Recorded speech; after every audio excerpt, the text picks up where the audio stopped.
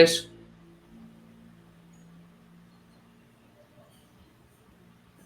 Muy buenos días, yo soy Rodrigo Torres y en nombre de Protección y de Valor Analytic, que hoy nos unimos para este streaming, les doy la bienvenida a este que será nuestro encuentro virtual tributario y de planeación financiera. Este es un espacio en el que vamos a darles herramientas, vamos a entregarles información de todo lo que ustedes necesitan para que puedan prepararse para presentar sus obligaciones tributarias. Recordemos que ya en algunos días comienza la declaración de renta del año 2019. Hoy también les vamos a dar herramientas para que ustedes puedan planear financieramente, para que ustedes puedan hacer planeación tributaria y planeación financiera para el próximo año. Vamos a ver ya en un plazo más largo, mirando hacia el 2021. Seguimos en casa cuidándonos y hoy estamos transmitiendo desde varios canales. Estamos en vivo por la página www.proteccion.com/eventos. También estamos saliendo en vivo a través de la cuenta en Twitter de Protección, que es @protección. Estamos también desde la página web de valoraanalytic.com y a través de Twitter y de Facebook también en Valora Analytic. Vamos en este espacio a tener habilitados para que ustedes participen, nos puedan enviar sus inquietudes, sus preguntas y nos vamos a comunicar en Twitter usando la etiqueta numeral El Experto Dice. Pueden enviarnos ahí todos sus comentarios, inquietudes. Vamos a ir a tratar de resolverlos en el transcurso de esta transmisión. Recuerden que si se encuentran en la página de eventos de Protección, también van a poder hacerlo escribiendo a través del chat que se encuentra al lado derecho de sus pantallas. Búsquenlo y si están inquietos o tienen alguna pregunta, por favor, envíenlos a nuestros expertos. De nuevo, bienvenidos. Vamos a entrar en materia. Hoy tengo dos súper invitadas. Son Elizabeth Agudelo y Natalia Gallego. Buenos días, ¿cómo están? Muchas gracias por atendernos hoy en esta invitación de Protección y Valor Analytic. Hola, buenos días, Rodrigo, ¿cómo estás? Muchas gracias por la invitación y como acabas de decir, desde casa, pero también habilitando estos espacios y un saludo muy especial para todas aquellas personas que nos están viendo. Muy buenos días, Eli, muy buenos días, Rodrigo. Acá contentos de poder resolver inquietudes a lo largo de estas 2 horas. Muy bienvenidos a todos y gracias por la conexión. Bueno, muy bien, gracias a ustedes por este tiempo en el que vamos a resolver muchas dudas, vamos a entregar mucha información. Hoy el tema es tributario y es un tema que pues, obviamente nos toca a todos, es un tema cotidiano y también vamos a hablar de ahorro y de inversión en los fondos de pensiones como Protección. Esto sigue siendo, lo hemos dicho muchas veces, una opción de inversión y una opción de planeación financiera tributaria. Precisamente el objetivo de hoy es que entreguemos información para entender los cambios que ha habido en los últimos meses, porque recordemos que la Corte Constitucional había declarado inexequible, es decir, tumbó la ley de financiamiento del año 2018. Entonces hoy queremos entregarles tips para que su declaración de renta sea adecuada, para que no vayan a ser sujetos de una sanción por haber hecho alguna cosa que no deban hacer en la declaración de renta. Entonces vamos a sacarle el mayor provecho también a esa herramienta y a lo que puede ser la inversión y el ahorro en los fondos de pensiones. Entonces voy a presentar a mis invitadas de hoy. Elizabeth Agudelo es la líder del equipo de regulación en la Vicepresidencia Jurídica de Protección y Natalia Gallego es experta en inversiones, finanzas personales y planes personalizados de ahorro e inversión. También está vinculada con el Fondo de Pensiones Protección. Vamos a darles una completa orientación con un enfoque claro y vamos a ver qué nos depara entonces el siguiente paso para el 2020. Entonces, bueno, señoritas, bienvenidas y vamos a arrancar. Los invitamos a ver este importante mensaje que dura unos segundos y ya regresamos. Cuando inicié mi carrera como diseñadora de moda, creaba a partir de mis intereses estéticos y la nostalgia. Pero un día decidí participar en una iniciativa que cambió mi vida. Desde ahí, mis proyectos se enfocan en las necesidades de la mujer. Mi decisión fue generar proyectos que crearan conciencia a través de mi oficio, moda con propósito. Los logros de mi vida son fruto de buenas decisiones y para tomarlas conté con la ayuda de expertos. Lo mismo hago cuando se trata de inversión. Me asesoro con los que saben, me asesoro con Protección. Protección me acompaña para que aproveche las oportunidades que se generan en el mercado. Me ofrecen soluciones y asesoría que se ajustan a mis necesidades. Un experto en decisiones elige a un experto en inversiones. Protección, su próxima buena decisión. Muchas gracias por continuar en esta conexión de Protección y Valor Analytic. Vamos a arrancar entonces contigo, Elizabeth. Como ya sabemos, en diciembre del 2019 el Congreso aprobó la Ley de Crecimiento. Esto luego de, como lo decía hace un momento, la Corte Constitucional declarara inexequible con efectos diferidos algunos aspectos de la Ley de Financiamiento. Pero entonces arranquemos contándoles a los asistentes a este streaming, Elizabeth, ¿cómo podemos explicarles hoy a quienes se encuentran conectados la vigencia de los elementos que permanecen? ¿Cuáles están vigentes? y tienen efecto para la declaración de renta que estamos a punto de iniciar su presentación. Muchas gracias, Rodrigo. Sí, mira, es muy importante decirle a las personas que si bien la ley de financiamiento fue declarada inexequible por la Corte Constitucional, le dio unos efectos diferidos, es decir, que solo empezamos a hablar de su decaimiento a partir del 1 de enero de 2020. Y allí fue cuando ya inicia la Ley de Crecimiento Económico, que como tú acabas de indicar, fue aprobada por el Congreso de la República en diciembre de 2019. Lo importante acá es que la Corte Constitucional permitió mantener la vigencia durante todo el periodo gravable de 2019 de la Ley de Financiamiento. ¿Qué significa esto? Que ahorita que estamos entrando ya algunas personas han presentado quizás su declaración de renta, las que no vamos a iniciar esos periodos de vencimiento de los plazos de la declaración, y estas personas basarán su declaración de renta del periodo gravable de 2019 conforme a esa ley de financiamiento, no conforme a la ley de crecimiento económico, porque la ley de crecimiento económico entra a brindar todo el piso jurídico tributario para el periodo gravable de 2020, no para el periodo gravable de 2019. En ese sentido, es importante que las personas tomen para esta declaración que presentaremos el referente, pues, de la ley de financiamiento. ¿Qué es importante allí? Por ejemplo, en materia de renta presuntiva, no es igual la ley de crecimiento económico versus la ley de financiamiento. Hay diferencias en materia de tarifas. Otros cambios, por ejemplo, que pueden estar relevantes, el tema del componente inflacionario. Fue diferente en la ley de financiamiento versus la ley de crecimiento económico. El tema de los dividendos. Entonces, allí, lo primero que tenemos que tener en cuenta para la presentación de esta declaración de renta es que nos basaremos con base en esa ley de financiamiento. Allí también es importante tener presente que recordemos que a partir de una ley tributaria también empiezan a darse todos los decretos reglamentarios que entran, como su nombre lo indican, a reglamentar o a entregar unas mayores precisiones conforme a esa ley tributaria. Eso sucedió el año pasado, cuando salió la ley de financiamiento en el 2018. Durante un largo tiempo, en el 2019, vimos como el Ministerio de Hacienda iba sacando o expidiendo los diferentes decretos reglamentarios conforme a esa ley de financiamiento. Hoy estamos viendo cómo con la expedición de la Ley de Crecimiento Económico en diciembre de 2019, el gobierno ya está comenzando a hacer las correspondientes reglamentaciones que tienen que ver con esa ley de crecimiento económico, que muchas incluso pueden ser muy similares a lo que fue la reglamentación de la ley de financiamiento, porque casi que la generalidad proviene de la anterior ley, porque gran parte de la ley de crecimiento pues está basada en esa ley de financiamiento. Entonces estamos viendo cómo esas reglamentaciones están volviendo a generarse porque tienen que quedar con un sustento legal o jurídico que ya es conforme a esa ley de crecimiento económico y no sobre la ley de financiamiento. Es así como ya hemos evidenciado, por ejemplo, decretos reglamentarios alrededor de la normalización tributaria, alrededor del régimen de tributación simple, incluso ya los proyectos de borradores sobre todo el tema de personas naturales y sobre el tema de dividendos. Entonces allí también, antes de entrar, que más adelante sé que quizás hablaremos de los beneficios de los fondos de pensiones voluntarias, también indicarles que en lo que respecta a todos los beneficios tributarios de los fondos de pensiones voluntarias y de cesantías, no hay ningún cambio de la ley de financiamiento a la ley de crecimiento económico, es decir, los artículos que traen todos los beneficios tributarios alrededor de estos productos pasaron exactamente iguales.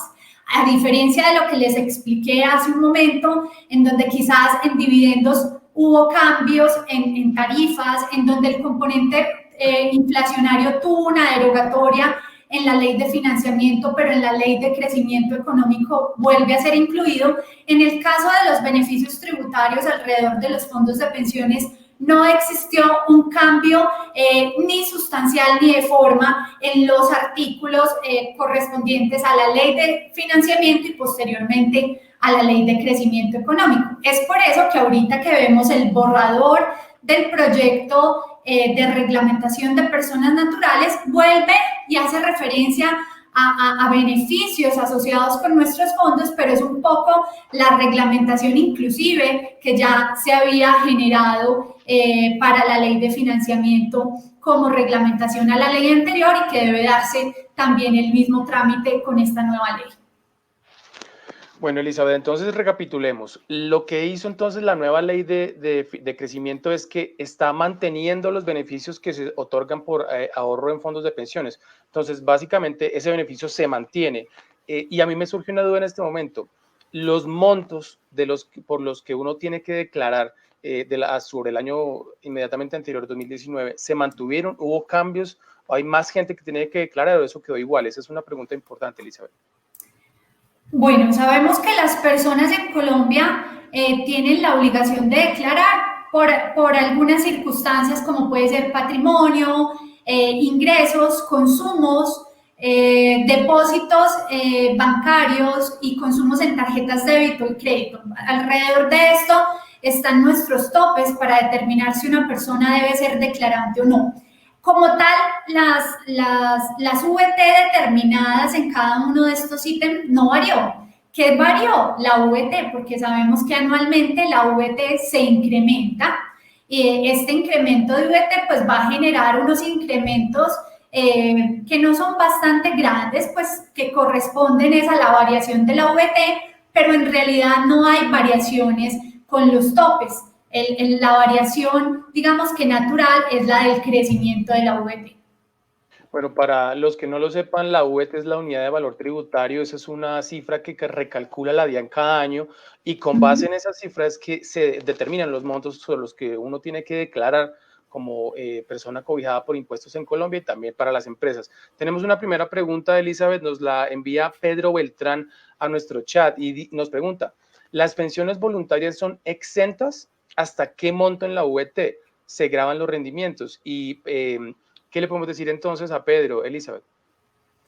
Pedro, bueno, más adelante vamos a ver con más detalle como cada uno de estos beneficios, pero para ir adentrándonos un poco y también darle respuesta a Pedro sobre su consulta, los fondos de pensiones voluntarias son rentas exentas, los ingresos que se realicen al fondo, hasta el 30% de los ingresos anuales, con un límite de 3.800 VT que corresponde alrededor de unos 130 millones de pesos. Sin embargo, las personas naturales tienen que tener en cuenta que ahorita con el sistema cedular y con la cédula general o única tenemos una limitación de deducciones y rentas exentas que corresponde al 40% de esos ingresos netos, es decir, de esos ingresos que tenemos después de haber restado los ingresos no constitutivos de renta ni ganancia ocasional y los costos y gastos en aquellos independientes. Sabemos que tenemos una limitación del 40% y de 5.040 VT, que son alrededor de 179 millones de pesos para el 2020. 2019 estaba alrededor de 170 millones de pesos. Entonces, los fondos, como recapitulando la respuesta, son rentas exentas los aportes que se realicen a los fondos de pensiones voluntarias, pero quedarán inmersos también dentro de esos límites que existen de rentas exentas y deducciones en la cédula general, que allí básicamente están quienes tienen rentas de trabajo, rentas de capital y rentas no laborales.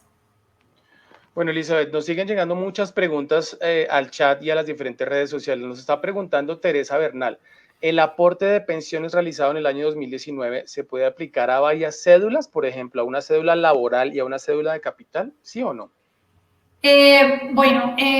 Muy interesante la pregunta de Teresa. Sabemos que la depuración, a pesar de estar en la misma cédula general, la depuración es de manera independiente. Yo hago la depuración sobre mis ingresos de rentas de trabajo, la depuración sobre mis ingresos de renta de capital y de rentas no laborales. Cada uno de ellos permite que también está en el decreto reglamentario tributario, unas deducciones y rentas exentas puntuales para cada una de esas rentas. El caso, por ejemplo, de las pensiones voluntarias, que es muy relevante, que yo no use el mismo beneficio en varias cédulas, es decir, los mismos recursos. Me explico. Si, por ejemplo, en las rentas de trabajo me tomé de manera completa el ahorro en pensiones voluntarias y ese ahorro de pensiones voluntarias provenía de mis ingresos como asalariado, pues es allí donde me lo debería tomar. Si en las rentas de capital, por el contrario, sobre esos ingresos, yo no hice ahorros a pensiones voluntarias, pues mal haría en tomármelo en esa cédula que no da origen a ese aporte. Puede suceder que si yo tengo diferentes actividades, haya hecho aportes sobre esos diferentes ingresos hasta el punto de buscar tener una optimización válida en cada una de esas rentas para finalmente optimizar de manera completa esa cédula. Entendido, Elizabeth. Bueno, tenemos otra pregunta, nos están llegando muchas consultas y nos dice ahora Sofía Zamudio, ¿para quedar obligados a declarar se incluyen las ganancias ocasionales por herencias o se toman de manera independiente?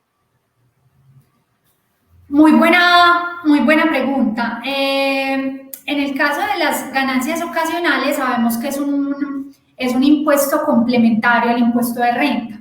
Allí que debemos tener en cuenta que normalmente cuando hay una ganancia ocasional, entiéndase venta de un activo que venía con una posesión de más de 2 años, una herencia, una donación o incluso el caso de juegos de suerte y azar, como son las loterías, pues normalmente esos recursos o quedan bajo el registro de las notarías si es la venta de un activo inmueble, o queda, por ejemplo, en el caso de una donación, normalmente hay escritura de insinuación y queda registrada también por escritura pública esa donación. Y en los demás casos, como son herencias, como digamos que siempre hay un paso normalmente por notaría o por temas del sistema financiero, lo que necesariamente implica que si cumples esos mismos topes de depósitos, de patrimonio, de incrementos patrimoniales, pues estaríamos viendo la necesidad de incluso presentar la declaración de renta, así no tenga otros activos. Recordemos que la presentación de la declaración de renta no necesariamente lleva implícito un pago de impuestos. Muchas personas podemos tener una obligación formal de presentar la declaración de renta y no una obligación sustancial de pago. Entonces eso también es importante. También tenemos personas que simplemente presentan su declaración de renta porque en ese año, digamos, hay el fallecimiento de una persona cercana a ese núcleo familiar y genera una herencia, y esa herencia activa un patrimonio que supere, por ejemplo, los montos que se tienen contemplados por patrimonio para ser declarado. Entonces, mira que pueden llegar a existir variaciones que no necesariamente estén relacionadas estrictamente con un ingreso producido por una actividad económica. Bueno, Elizabeth, siempre hay uno como que le tiene un poquito de miedo a la declaración, porque le dicen a uno, no, hay que tener cierta expertise en el tema tributario, hay que tener un contador, hay que tener 1000 cosas, pero también es cierto que hay ayudas. La DIAN tiene un programa que se llama Ayuda Renta que no voy a decir que es fácil, tiene su complicación, pero si uno lo sigue paso a paso, uno puede hacer su propia declaración. No es tan complejo y lo más importante, diría yo, es tener muy organizada la información, porque la DIAN le dice a uno quién reportó información de su trabajo, de sus ingresos en el año pasado, y a partir de eso uno pide certificados y va llenando paso a paso, como lo dice el programa de ayuda a renta de la DIAN. ¿Qué les podemos recomendar a las personas que quieran arriesgarse a hacer su propia declaración, Elizabeth? Digamos que allí es importante primero solicitar todos los certificados tributarios. También es importante revisar la información de terceros. Ya se encuentra publicada pues toda la información del periodo gravable del 2019, ya está publicada en la página oficial de la DIAN, aunque hemos evidenciado en los últimos días unas intermitencias y fallas en la página de la DIAN. Sin embargo, ya se encuentra pues publicada esta información. No obstante estar publicada esta información de reporte de terceros, mi recomendación siempre para las personas es no me puedo fiar en un 100% de la información reportada de terceros, porque también puede suceder que no esté cargada toda la información completa y eso no quiere decir que la DIAN no conozca la información. Puede suceder que se han generado actualizaciones posteriores que todas no están cargadas y de esa manera siempre, incluso por eso la DIAN hace mucho énfasis cuando uno va a consultar esa información y es que debemos tener en cuenta es nuestra realidad económica. Por eso es muy importante hacer una revisión, digamos, detallada de la situación que se generó, por ejemplo, en el periodo grabable de 2019. Si tuve inversiones, si esas inversiones me generaron rendimientos financieros, si tuve consumos en tarjeta de crédito, cómo fue el saldo al 31 de diciembre sobre esos consumos, si vendí un apartamento, cuánto fue, si yo fui el vendedor, si me hicieron retención en la fuente. Es decir, hay que revisar todas esas situaciones que se generaron durante ese periodo grabable para identificar y solicitar de manera oportuna pues todos los certificados para ir realizando la declaración. Algunas personas, como tú lo dices, acuden a herramientas como es el ayuda a renta de la DIAN, que te va indicando como un paso a paso. Hay personas que hoy hacen su declaración de renta con esto, habrá otras personas que de pronto les parezca complejo esta herramienta, o inclusive hay personas que ya, digamos, tienen varias o diferentes tipos de activos y actividades económicas. En esos casos, pues sin lugar a dudas, continúo recomendando que sea a través de un contador y un asesor tributario, porque no solamente debemos basarnos en la declaración de renta. Para mí es muy importante lo que está alrededor de la declaración de renta, que no es el momento de la presentación como tal, sino la planeación financiera y tributaria que hice desde el año anterior. Entonces acá la invitación es que desde el cierre del año anterior yo ya sepa qué es lo que debo pagar en la próxima declaración de renta, porque como vine haciendo una planeación tributaria y financiera juiciosa, sé cómo va a ser mi cierre de año y sé qué es lo que debo pagar en el próximo plazo de vencimiento de esa declaración. Inclusive eso así me lleva a que yo pueda hacer una provisión de mis impuestos, porque si yo me desentiendo de una planeación financiera y tributaria, lo que me va a pasar es que le voy a entregar unos papeles a un contador o voy a ingresar a hacer mi declaración a través de las múltiples herramientas que hoy ya existen, pero puedo llevarme sorpresas y de pronto no tener un flujo de caja porque no hice unas provisiones y no hice una planeación adecuada, que la misma ley hoy todavía me permite tener unos beneficios tributarios y unas planeaciones sin caer en evasión fiscal. Perfecto, Elizabeth. Entonces recapitulemos. Lo que podemos hacer es decirles a los asistentes a este streaming de protección que los beneficios tributarios por ahorro en pensiones se mantuvieron, a pesar de que la Corte declaró inexequible la ley de financiamiento del 2018, que los topes para declarar se mantuvieron también y que los beneficios se mantienen, y que también es muy importante saber que presentar la declaración de renta no significa en última instancia tener que pagar algún impuesto, simplemente es una presentación formal que se hace ante la DIAN. En algunos casos, en muchos casos, por ejemplo, a mí me ha pasado que se hace la declaración y queda un saldo a favor, que uno tramita ante la DIAN y que después la DIAN le entrega a uno en una consignación en su banco o con unos títulos dependiendo de los montos. Entonces, bueno, Elizabeth, para concluir, te invito a que vayamos a un corte breve para ver una información muy importante y regresamos contigo, y también vamos a hablar en un momento con Natalia Gallego sobre planeación financiera.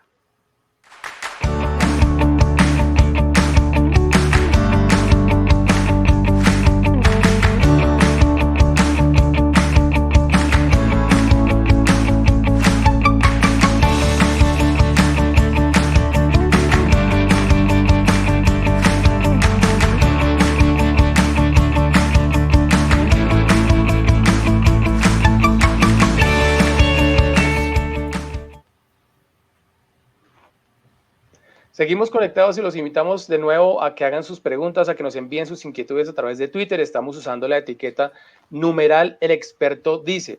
Y les contamos también que para complementar toda esta conferencia pueden descargar el calendario tributario y también pueden descargar la cartilla tributaria que Protección ha preparado para ustedes. La pueden encontrar en la sección de herramientas tributarias de www.proteccion.com/inversiones. Bueno, Elizabeth, vamos a adentrarnos en un tema que es más interesante todavía. El tema de los fondos de pensiones y cesantías, como lo es Protección, este es un tema de ahorro. Los beneficios los habíamos mencionado en el panel anterior, pero quiero que ahondemos mucho más en ellos. Por ejemplo, ¿cuáles son los beneficios por tener ahorro voluntario, por tener ahorro voluntario en pensiones obligatorias, por tener mesadas pensionales, también beneficios en cesantías? ¿Qué podemos decirles a los asistentes a este stream? Sí, muy chévere, Rodrigo. Vamos a iniciar como por hacer una recapitulación de todos esos beneficios que, como decíamos ahora, continúan tanto en la ley, estuvieron presentes en la ley de financiamiento y continúan presentes con la ley de crecimiento económico. Voy a iniciar por los fondos de pensiones voluntarias. Los fondos de pensiones voluntarias están diseñados para cualquier persona natural que quiera hacer un ahorro a corto, mediano, largo plazo e incluso que tenga unos fines de complemento de su pensión. Como les digo, es un producto que no está atado al sistema de la seguridad social. Ahorita vamos a hablar de los beneficios que sí tienen que ver con la pensión obligatoria, pero los fondos de pensiones voluntarias están diseñados para cualquier persona que quiera tener un ahorro. Esos fondos de pensiones voluntarias tienen unos beneficios interesantes, como nos los preguntó incluso Pedro en la primera sección, y es que son renta exenta ese aporte, como les decía, con unos límites individuales, pero también dentro de ese límite global, de esa cédula general, hay que respetar esos límites globales, pero con unas características también muy interesantes al momento de los retiros de estos recursos. Y es que no solamente tengo el beneficio de quizás disminuir mi retención en la fuente, si soy un asalariado, sé que tengo la posibilidad de decirle a mi empleador que vía nómina me descuente, previo a pagarme mi salario, me descuente por ahorrar a fondos de pensiones voluntarias, y eso me implicará unos beneficios en disminuciones de la tarifa de retención en la fuente cuando quizás se realicen semestralmente los recálculos de esa retención en la fuente que me practican. Todo esto también, como les decía, siempre sujeto a ese límite global que desde el 2016, la reforma de 2016, que entramos a un sistema de cédulas, pues necesariamente implicó que estos beneficios tributarios en personas naturales quedara limitado en esa cédula general. Pero les decía que más allá del aporte, de ser renta exenta, de permitir esa disminución o optimización desde la retención en la fuente, tiene unos beneficios muy interesantes en materia de los retiros. Los retiros de esos ahorros, si se realizan para compra de vivienda, para abonar a créditos hipotecarios, a leasing habitacionales, porque la persona ya cumple los requisitos de pensión o ya se encuentra pensionada, o porque el ahorro ha permanecido en el fondo durante un periodo de 10 años, esos recursos, tanto los aportes como los rendimientos financieros que esos aportes hayan generado en el tiempo, no serán tenidos en cuenta dentro de la declaración de renta del año del retiro. Entonces, ¿qué implica esto? Pues que cuando voy a hacer el retiro de estos recursos, el rendimiento financiero va a ser 100% exento en la medida en que cumplió esas características que me indica la norma, y de alguna manera la norma le está dando un beneficio a ese rendimiento financiero de alguna manera como el que le ha entregado a ese aporte o a ese capital. Entonces allí es muy importante porque si evidenciamos, inclusive recordemos que otro quizás de los beneficios que existía en materia de ahorro muy interesante era el tema del componente inflacionario que para el 2019 fue derogado, que incluso con la caída de la ley de financiamiento, muchos asesores tributarios hablaron sobre la teoría de la reviviscencia, pero que hemos evidenciado en esta época, ya que empezamos a hacer solicitudes de certificados tributarios, que esas entidades que anteriormente informaban el componente inflacionario no lo están informando? Pues porque no se conoció el decreto que informaba anualmente ese componente inflacionario. Entonces, quienes en ocasiones tenían un componente inflacionario evidenciaban cómo digamos, la norma les permitía un beneficio tributario que era no grabado sobre ese rendimiento. Para poner un ejemplo,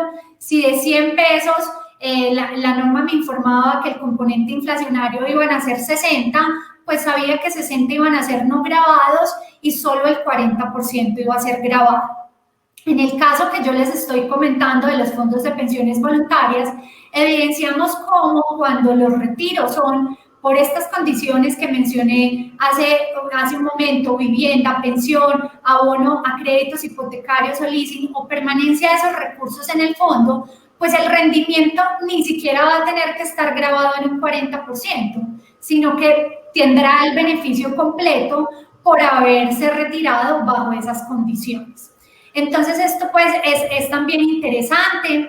Los recursos que están en los fondos de pensiones voluntarias gozan de la exención del gravamen a los movimientos financieros o 4 por 1000. Eso significa que los retiros que se vayan realizando de estos fondos pues no tienen esos costos adicionales implícitos financieros que sabemos que están asociados con este impuesto, como es el del 4 por 1000. Elizabeth, déjame, yo te hago una pregunta que me surge aquí de puro curioso, y es el monto mínimo que yo puedo ahorrar mensual en ese ahorro voluntario, ¿cuánto es? No, mira, Rodrigo, muy buena tu pregunta, porque cada vez el ahorro en pensiones voluntarias, quizás hace unos años las personas creían que hacer ahorros en pensiones voluntarias solo era por temas de beneficio tributario. Más adelante vamos a ver con Nati cómo este es un producto que puede ser para las personas que quieran beneficios tributarios, pero también habrán personas que no lo hacen por un tema netamente tributario, sino por un tema también financiero. Y cómo nosotros tenemos personas que pueden hacer ahorros, tanto el que tiene mayor capacidad de ahorro o capacidad de una mayor contribución, como aquellas personas que toman la decisión de hacer un ahorro en la medida de sus capacidades. Entonces, este producto puedes encontrar, y ya tenemos productos mucho más masivos en donde podemos encontrar ahorros desde 50,000 pesos mensuales y que pueden, digamos que en una trayectoria, ir teniendo unos recursos interesantes que pueden ir forjando el cumplimiento de unas finalidades o unos objetivos puntuales para estas personas. Muy bien, Elizabeth, tenemos muchas preguntas, voy a ir resolviéndolas contigo a medida que vayamos pudiendo hacerlo. Entonces, hay una pregunta que dice Francisco, buenos días, al hacer los retiros del fondo con cumplimientos de requisitos de pensión, los cuales incluyen aportes a capital y rendimientos financieros. ¿Los rendimientos, a pesar de estar exentos, deben declararse como rendimientos como tal, Elizabeth? Muy buena pregunta, porque está asociada pues a lo que acabamos de indicar. Y básicamente la respuesta es no se deben incluir, porque el mismo parágrafo primero del artículo 126-1 del Estatuto Tributario, que es la norma especial que establece los beneficios tributarios de los fondos de pensiones voluntarias, ese parágrafo primero de manera expresa me está diciendo: si realizo retiros de esos aportes y de esos rendimientos financieros con el cumplimiento de las condiciones de ese artículo, no deberán incluirse en la declaración de renta del año del retiro. ¿Qué será esto? Pues que no debo incluirlos como ingreso. Es decir, que ese rendimiento financiero, que si no estuviera bajo ese supuesto, yo tendría que incluirlo como un ingreso grabado propio de las rentas de capital dentro de esa cédula general. La norma de manera expresa me está diciendo que si cumple esas condiciones, no lo debo incluir. Entonces, y también digamos que esto en armonía con los medios magnéticos que reporta también el Fondo de Pensiones Voluntarias. Nosotros como Fondo de Pensiones Voluntarias debemos identificar cuáles retiros cumplen esas condiciones y cuáles retiros se realizan sin el cumplimiento de esas condiciones. para que la DIAN observe y sepa que a pesar de que se generó un retiro y se informó un rendimiento financiero, para ponerte un ejemplo, de 10 millones de pesos, esos 10 millones de pesos, si yo los reporto a la DIAN que fueron con beneficio tributario o que cumplieron alguna de esas condiciones, vivienda, pensión, 10 años, pues la DIAN ya sabe que sobre esos rendimientos financieros, es decir, esos 10 millones, no hay un ingreso grabado y que por eso quizás no se reflejan en la declaración de renta. Entendido. Bueno, Elizabeth, me están pidiendo varios de los asistentes a este streaming que si puedes acercarte un poquito al computador, no te oyen tan cerca como quisieran, entonces, claro que sí. Con eso, por favor. Hay una pregunta adicional que me parece importantísima para los que alguna vez vivimos fuera del país, Elizabeth. Nos está preguntando Carlos Montoya Quiroz: si vivo y trabajo en Chile, pero tengo ahorros en pensiones voluntarias e ingresos por arrendamientos en Colombia, ¿debo incluir en la declaración de renta los ingresos en Chile? ¿Qué le decimos a Carlos? Bueno, Carlos nos hace una pregunta bastante interesante. Para Carlos, lo primero es que debemos analizar si Carlos es residente fiscal o no en Colombia. Ya nos acaba de indicar que vive en Chile, que quizás tiene unos ingresos en Chile y también tiene otros ingresos en Colombia. Pero debemos mirar el tema de la residencia fiscal, porque en el caso de la residencia fiscal no solo se determina por la permanencia en Colombia durante un periodo continuo o interrumpido de 183 días en el país, sino que para efectos de quienes son colombianos, es decir, nacionales, pero que están por fuera, hay otros factores que también se deben analizar, como son si tengo el 50% de mis activos en Colombia, si tengo el 50% no de mis ingresos en Colombia, si parte de mi núcleo familiar cercano, cónyuge, hijos, están en Colombia, y de acuerdo a esas características puedo determinar si soy residente o no soy residente fiscal. Entonces ese es el primer punto que en el caso de Carlos debe verificar, si es residente o no residente fiscal. Si no es residente fiscal, igual acaba de indicarnos que tiene unos ingresos en Colombia. Sabemos que los no residentes fiscales son aquellas personas que no tendrían la obligación de tener una declaración en Colombia por fuente mundial, es decir, que se incluya absolutamente todo, sino solamente lo que tiene que ver con sus ingresos en Colombia. En este sentido, si él tiene arrendamientos, si él tiene rendimientos financieros, se deberá verificar si le están practicando la retención en la fuente contemplada, que es alrededor del 20%. En caso contrario, él tendría que presentar la declaración de no residencia fiscal, que sabemos que allí pues debería incluir los ingresos si no fueron sometidos a esta retención en la fuente. Entonces acá, digamos de manera muy corta, porque esto tiene un detalle, pero hay conceptos incluso muy interesantes alrededor de quien no es residente fiscal. Hay unas excepciones por las cuales no necesariamente debe presentar declaración de renta, y una de ellas es cuando la totalidad de sus ingresos en Colombia han sido sometidos a retención en la fuente y a la tarifa que se tiene contemplada para un no residente fiscal. Entonces, lo primero para culminar esta pregunta de Carlos es verificar si es residente o no fiscal, porque si él es nacional, habría que mirar otros ítems adicionales al periodo de la permanencia en Colombia. Sí. Un segundo punto es, ya una vez identificado si soy residente fiscal o no, si no soy residente fiscal, determinar si los ingresos que tengo en Colombia se les practica retención en la fuente o no, y qué tipo de retención en la fuente le están practicando, si le están practicando una tarifa inferior o le están practicando por lo menos la tarifa que le correspondería al no residente fiscal. Gracias, Elizabeth. Los invito de nuevo para que nos envíen sus comentarios, sus dudas, sus inquietudes a través de Twitter usando la etiqueta numeral El Experto Dice. Vamos a otra pregunta, Elizabeth, que me parece importante y dice Ricardo Martínez. Buenos días. ¿Qué pasa si tengo unos aportes voluntarios a pensiones obligatorias y decido cambiarme al régimen de prima media? Muy importante, y ya iba para allá, Rodrigo, porque solo nos quedamos en pensiones voluntarias. Sí. Pero digamos que, como decíamos ahorita, hay otros tantos beneficios tributarios y nos acaban de tocar ese otro beneficio tributario. Y ya está no en el fondo de pensiones voluntarias, sino en el fondo obligatorio. Y por eso los quise dividir. Ya el fondo obligatorio tiene mucho sentido y tiene todo que ver con nuestra pensión de vejez, invalidez o muerte, tiene todo que ver con el sistema o el régimen de pensiones que seleccione, si lo hago a través de un régimen de prima media que es administrado por Colpensiones o si realizo mis cotizaciones obligatorias dentro del régimen de ahorro individual con solidaridad que sabemos que es administrado por fondos privados.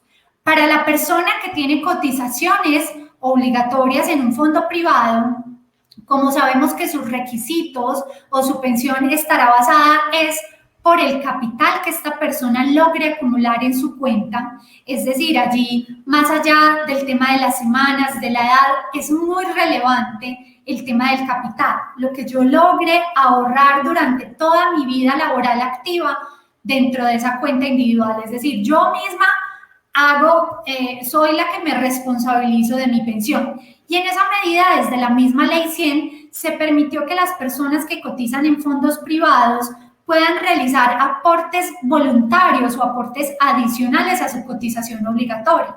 Entonces, para ponerle un ejemplo, si mi cotización a pensión es sobre un IBC de 5 millones de pesos y tomo la decisión que quiero hacer una cotización adicional, es decir, que estoy cotizando no solo por mi IBC de 5 millones de pesos, sino que tomo la decisión de hacer un aporte adicional o voluntario de ese IBC de 5 millones de pesos. Entonces, la norma lo permite y solo lo permite en los fondos privados, porque en el fondo o en el régimen de ahorro, en el régimen de prima media que es administrado por Colpensiones, recordemos que los beneficios para pensionarse son edad y semanas y estamos hablando de un fondo común donde llegan allí todas las cotizaciones y de esa misma bolsa salen todos los pagos de las diferentes pensiones de vejez, invalidez y muerte.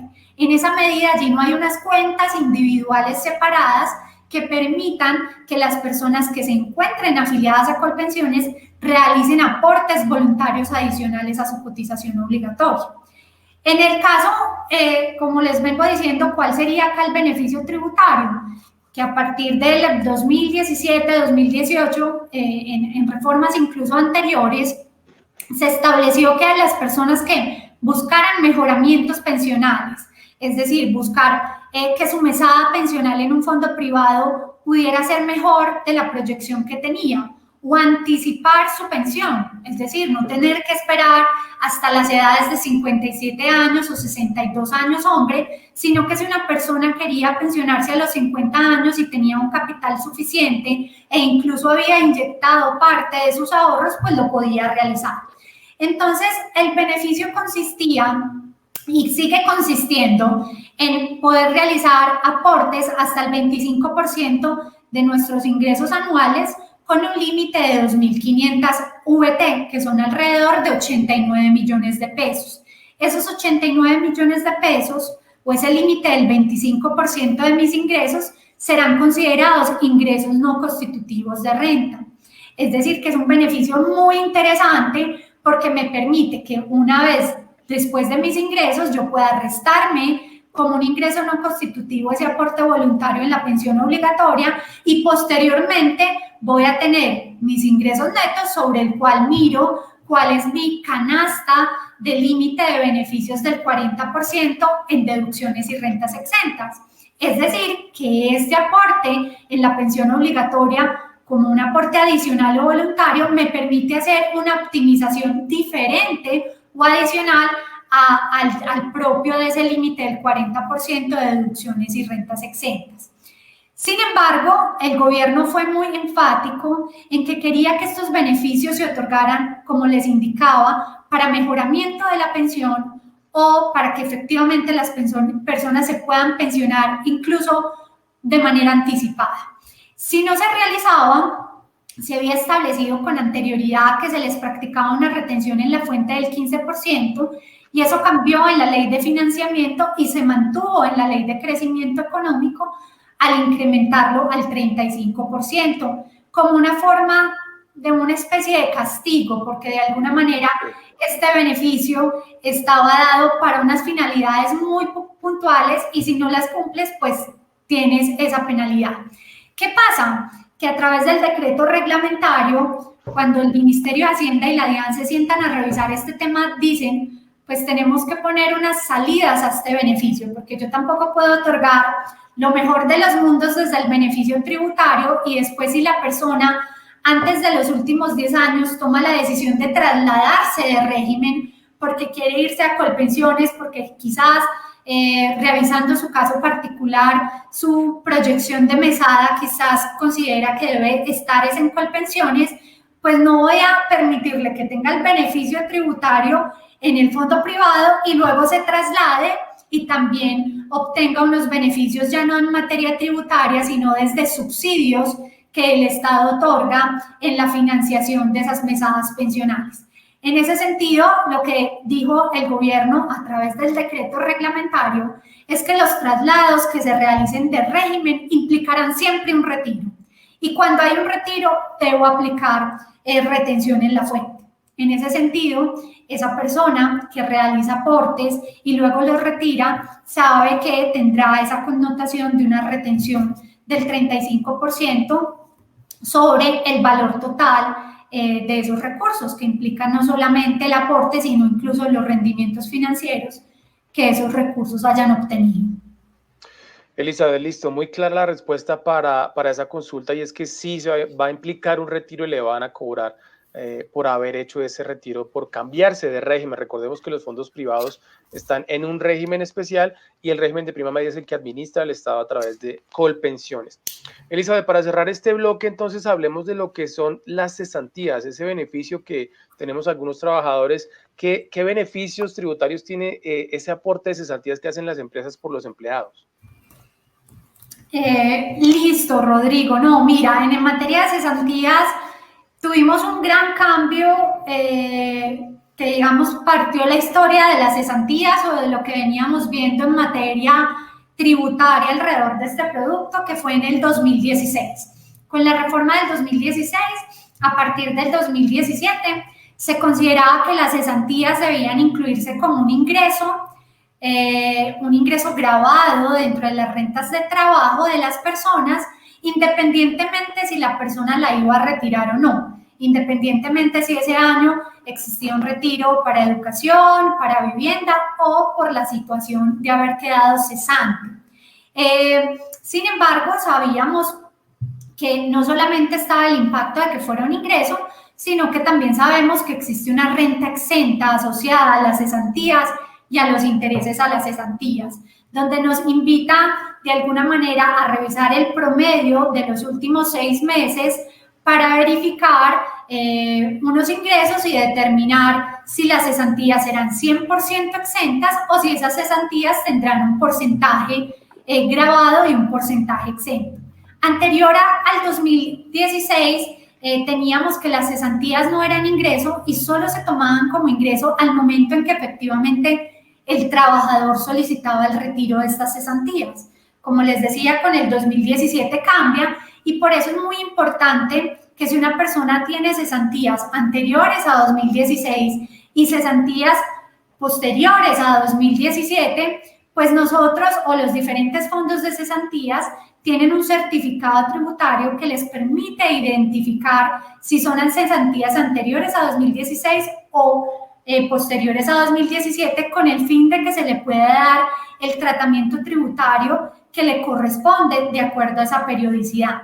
Incluso cuando estamos ingresando a presentar nuestra declaración de renta en la página de la DIAN, una de las preguntas que el sistema nos realiza es: ¿usted realizó retiros de los fondos de cesantías al 31 de diciembre, de aportes en cesantías al 31 de diciembre de 2016?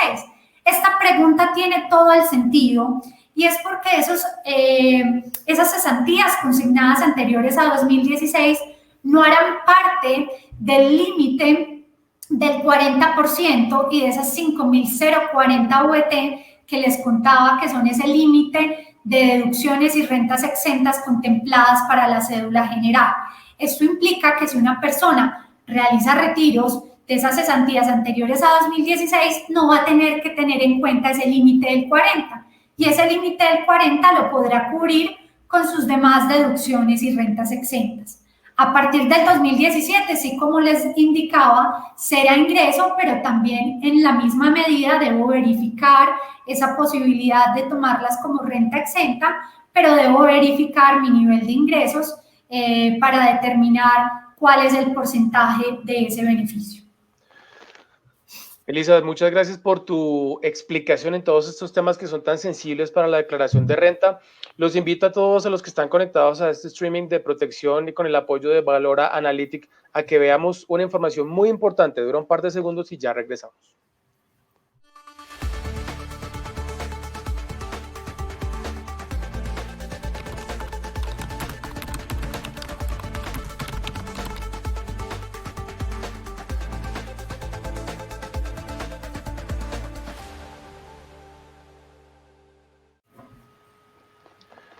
Gracias por seguir conectados. Los invitamos, como les dije anteriormente, a que nos envíen sus preguntas, inquietudes o consultas a través de Twitter usando la etiqueta numeral El Experto Dice.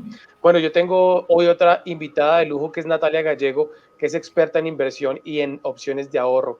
Natalia, ya habíamos dicho que protección como fondo de pensiones es una opción que nos está ayudando a cuidar los recursos que estamos pensando que vamos a usar en el futuro en 20, 30, 40 años, cuando sea nuestra pensión. Pero entonces también se está convirtiendo en una forma de convertir los sueños en realidad, que la persona pueda ahorrar, que la persona pueda planear su futuro para los próximos años. ¿Qué les vamos a decir entonces sobre eso, Natalia? ¿Qué nos puedes contar?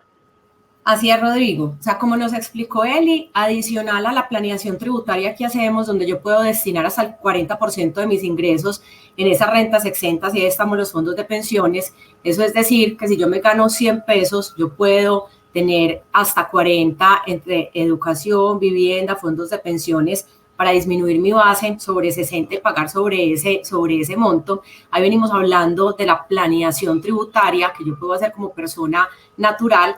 También es importante, y aquí hago una cuñita porque sé que muchos contadores están conectados con nosotros y muchas personas de recursos humanos de las compañías, y es que adicional a estos planes individuales, en protección contamos con los planes institucionales, que son un vehículo de optimización financiera no solamente para la persona, sino también para la empresa, que me permite optimizar impuestos en la empresa, ayudarle a optimizar impuestos a la persona natural y definir diferentes planes o para fidelizar las personas, retenerlas, y tiene pues unas amplias opciones donde puedo como combinar esto. Entonces acá hay algo importante. Siempre que pensamos en pensiones, generalmente decimos yo voy a ahorrar para disminuir mis impuestos, o yo voy a ahorrar porque voy a mejorar mi pensión. Entonces, hemos asociado históricamente la pensión a impuesto o pensión, pero resulta que los fondos de pensiones, a través de las pensiones voluntarias, somos una alternativa muy buena para ahorrar para cualquier fin,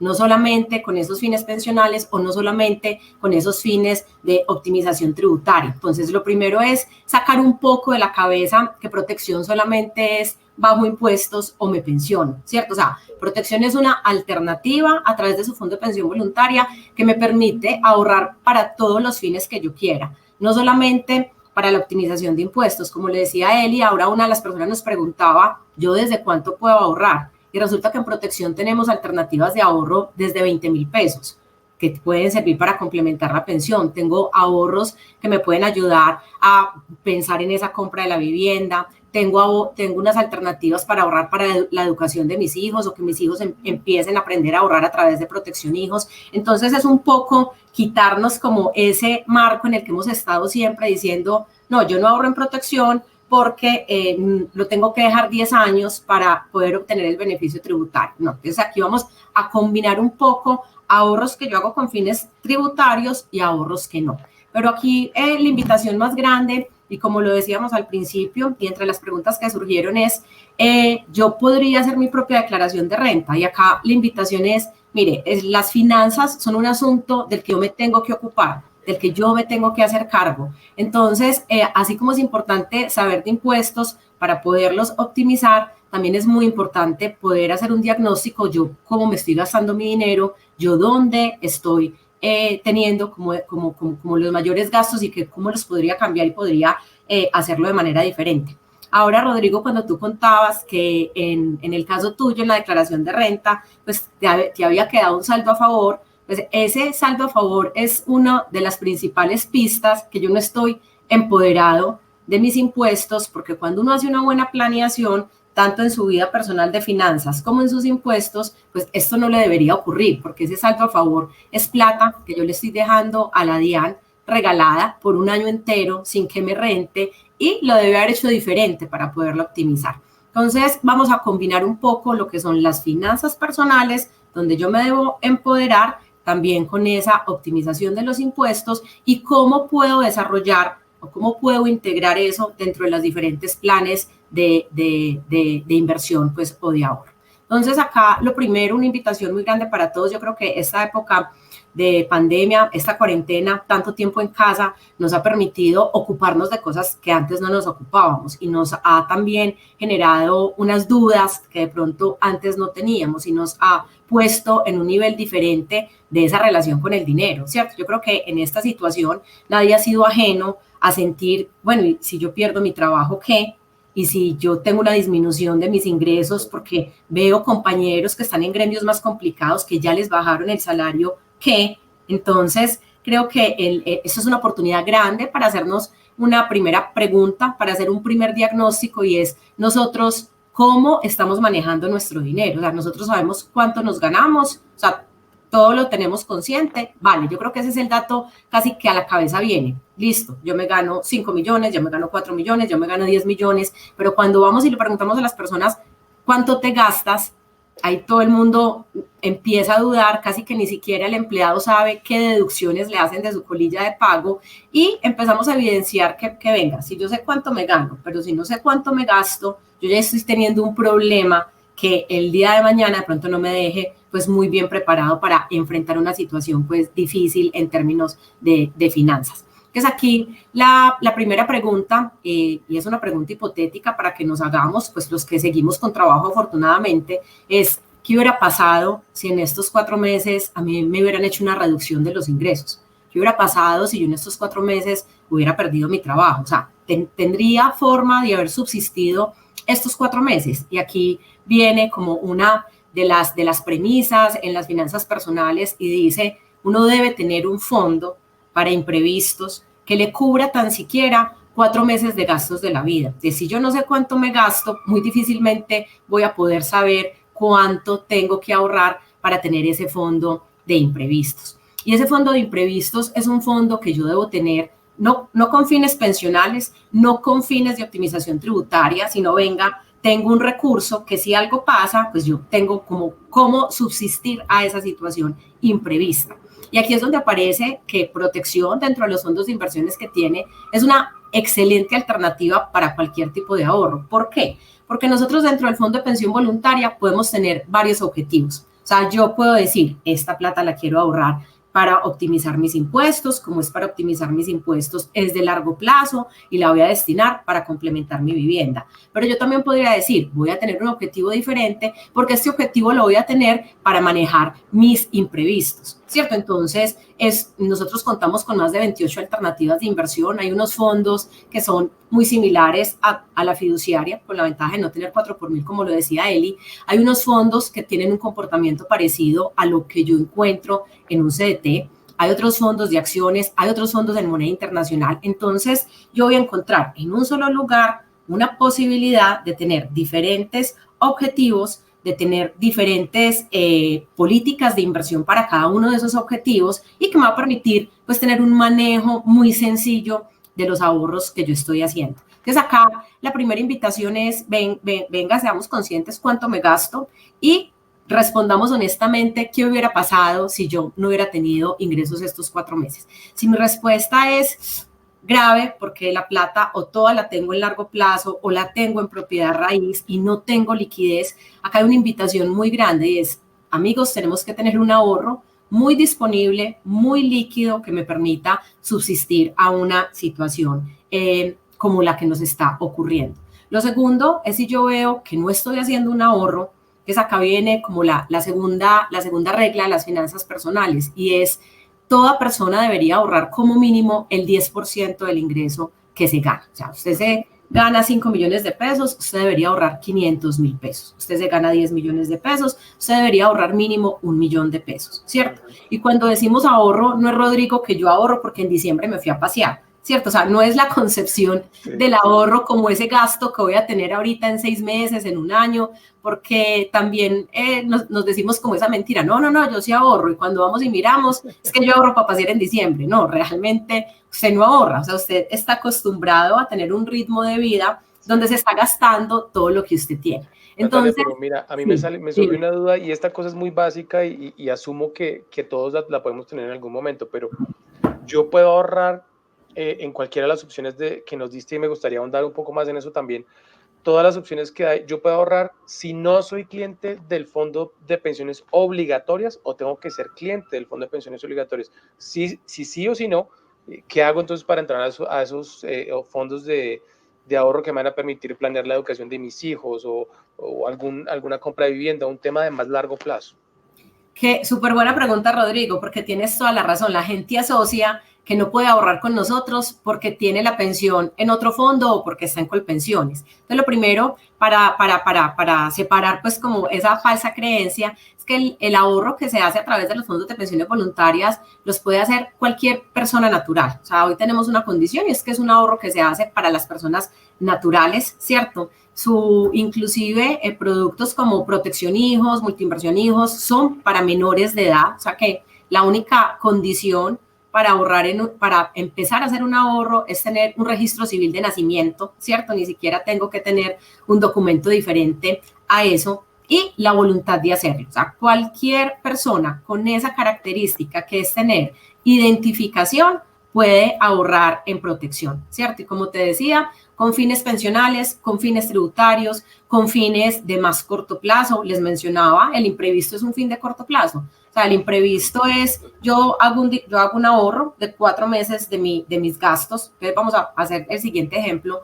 Yo voy a coger un salario promedio, pues, colombiano, que declara renta, ¿cierto? Aquí, y que pague impuesto, porque es pues como con el público que estamos hoy. Entonces, más o menos, estas personas que generan ese pago, que son obligados a declarar renta, pero que están asociados a un pago de impuesto, son más o menos ingresos superiores a 5 millones de pesos, ¿cierto? Entonces, si yo me gano 5 millones de pesos, la primera invitación es yo cuánto me gasto, ¿cierto? Entonces, digamos, el mercado, el arriendo, tengo hijos, pago la educación, y supongamos que esto me implica que yo me gasto todos los meses 4 millones de pesos, ¿cierto?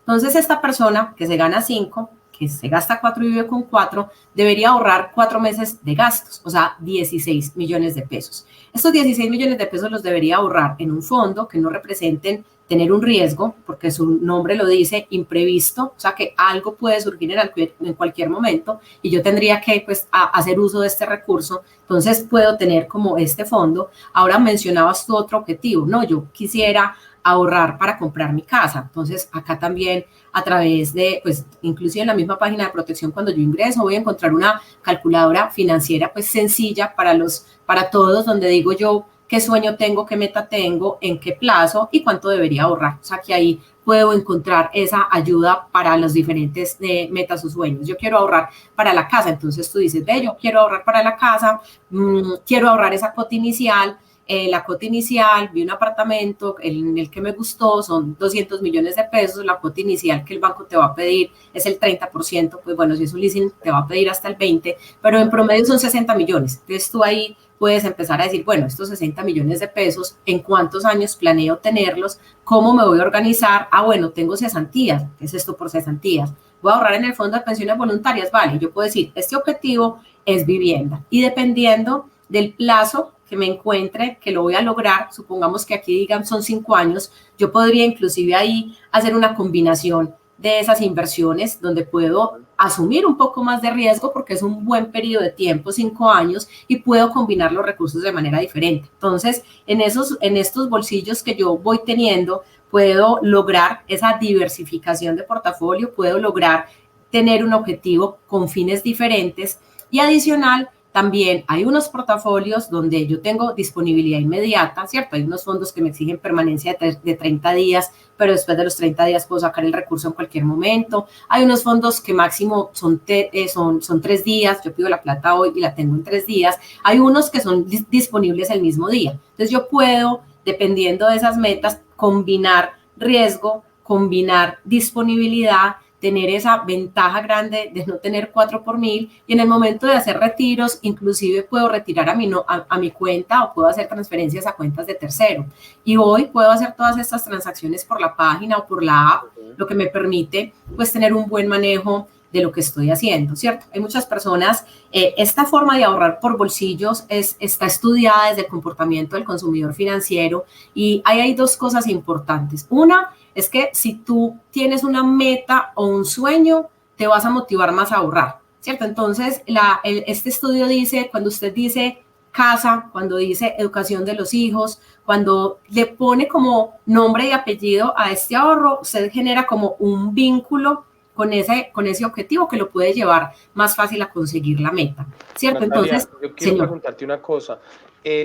Hagamos, no sé si podemos hacer una breve lista, que tú me digas, tú hablas de bolsillos, me parece importantísimo ese concepto. ¿Cuántas opciones tengo yo? Si, por ejemplo, yo en este momento no, digamos que no soy cliente de Protección, ¿qué opciones tengo? Enuméramelas, porfa. Y si nos das una breve explicación, tratando de resumir lo más posible, ¿cómo puedo hacer esa opción de ahorro? Listo, mira, te cuento. Hay diferentes productos. Hay un producto que se llama Más Protección, que es un ahorro para complementar la pensión, y es ahorrar desde 20,000 pesos, ¿cierto?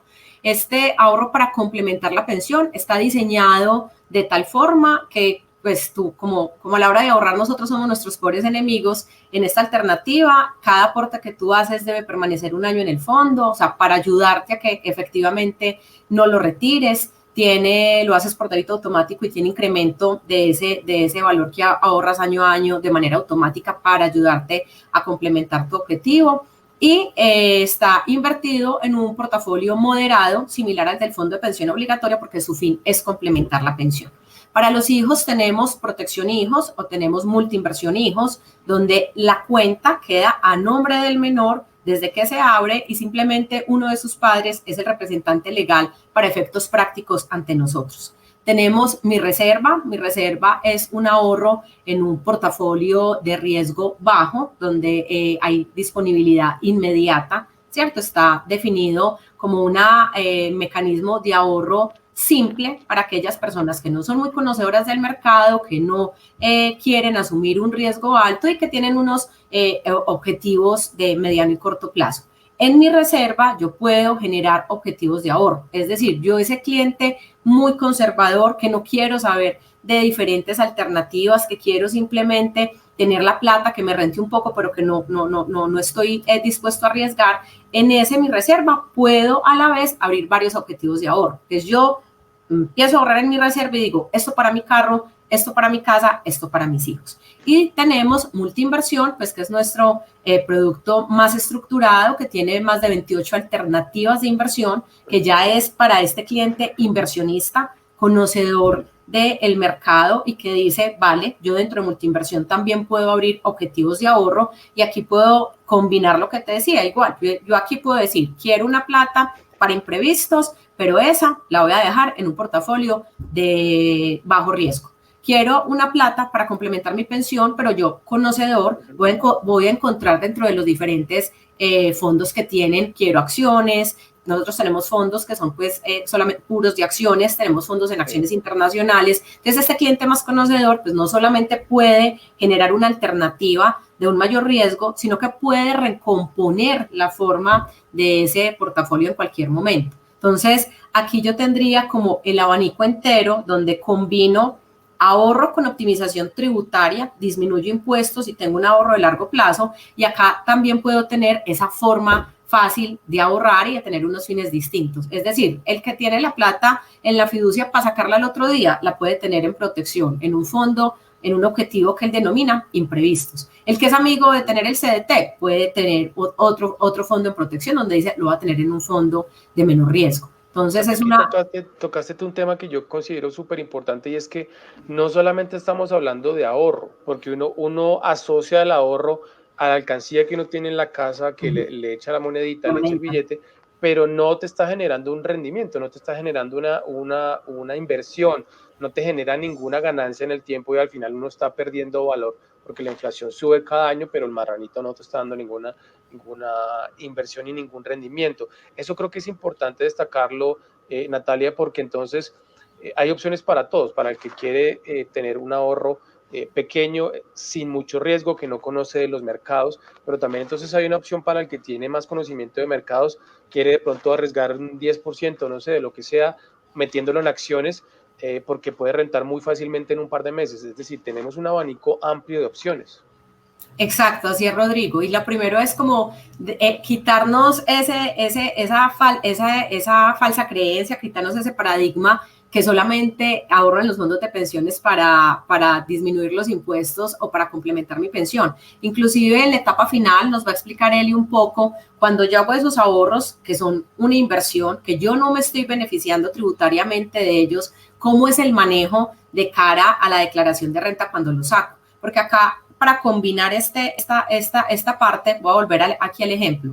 Yo me gano en el año 100 millones, listo, de esos 100 millones yo puedo destinar 40 millones en las rentas exentas, entonces yo tengo un 25% exento por ley, 25 millones, yo pago salud prepagada, entonces me gasto 3 millones, van 28, y la diferencia para llegar a los 40, que son 12, pues es un ahorro que hago en el fondo de pensión voluntaria y dije, este ahorro es complemento de pensión. Vale, ahí hay 12 millones que yo me gasté en eso. Pero resulta que yo empecé a ahorrar para tener imprevistos y yo estoy ahorrando 1 millón de pesos mensuales adicional y yo ahorré 10 millones de pesos más. Entonces mira que yo ahorré 22 millones, 12 millones los voy a utilizar para bajar mis impuestos, pero esta diferencia no. Eso es lo que nosotros denominamos, esto es un ahorro sin alivio tributario. Esto es un ahorro que no va a tener implicaciones tributarias y por lo tanto, en el momento de presentar la declaración de renta, es muy importante que conozcamos que este concepto existe para no ir a hacer una contabilidad errada que nos termine generando un impuesto por falta de conocimiento en lo que tenemos. Entonces, estos ahorros sin beneficio tributario es el equivalente. Yo escogí la cuenta de ahorros, yo prefiero tenerlo en protección. Yo lo tenía en la fiducia, yo me lo traigo para protección. Entonces, esa es una alternativa que tenemos ahí. Natalia, tenemos una pregunta muy buena de Yamil Hurtado que nos dice, buenos días, ¿el ahorro de más protección lo puedo retirar si mi meta no es para completar la pensión? Entonces, acá le respondo a Yamile, si tu meta no es complementar la pensión, tienes el producto equivocado, ¿cierto? ¿Por qué? Primero, pues lo puedes retirar después de que cada aporte cumpla 12 meses de permanencia. ¿Qué quiere decir esto?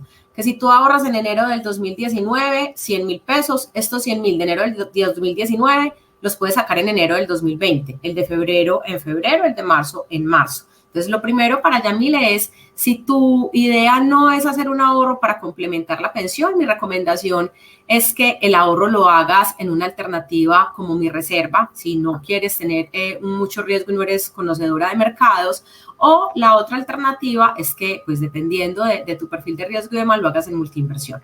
Pero Más Protección está recomendado para esas personas que quieren tener un complemento para la pensión y por eso es un ahorro promocionado desde bajo monto, porque también cuando se hacen las investigaciones en el consumidor financiero, se encuentra que cuando yo ahorro para complementar mi pensión, que es un ahorro de tan largo plazo, es un ahorro casi que doloroso, o sea, eso es un ahorro donde genera casi que dolor hacerlo, porque yo no genero como un vínculo o una conexión con esa persona mayor que será el día que me pensione. Entonces, esta alternativa, por eso está con muchas características para ayudarme como a no desfallecer en esa meta de complementar mi pensión. Entonces, mi invitación es que si no es para pensión, lo puedes retirar, pero después de 12 meses, que si estás ahorrando allí y no es para complementar tu pensión, lo suspendas y buscas una de las alternativas que yo te mencioné que se puede acomodar más a tu necesidad.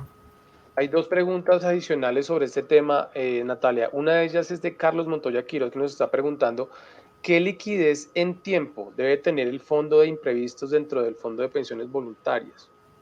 Pues mira, yo creo que uno tener un fondo que se le pueda demorar 3 días en entregarle la plata, pues no está mal, ¿cierto? Porque yo creo que imprevisto es algo que de todas formas ocurre, pero que yo puedo saber que va a ocurrir. Pero mi invitación para él es una combinación, o sea, de todas formas siempre tener una reserva en una alternativa que yo pueda sacar el mismo día sin lío, ¿cierto? O sea, que yo el mismo día digo, me llamaron hoy, se me olvidó, claro, cuando llego se me olvidó, ya no era tanto imprevisto, porque había una fecha de algo y realmente el descuido fue mío, ¿cierto? O sea, realmente imprevisto es como que me pasó un accidente o ocurrió algo que me dicen ya 2 millones de pesos, ¿cierto? Ya 3 millones de pesos. Pero para poderlo manejar en esa combinación, yo puedo tener ahí un perfil de riesgo conservador donde combine una alternativa que siempre tenga una disponibilidad inmediata y hay otros fondos que, como te digo, son líquidos al tercer día. O sea, que no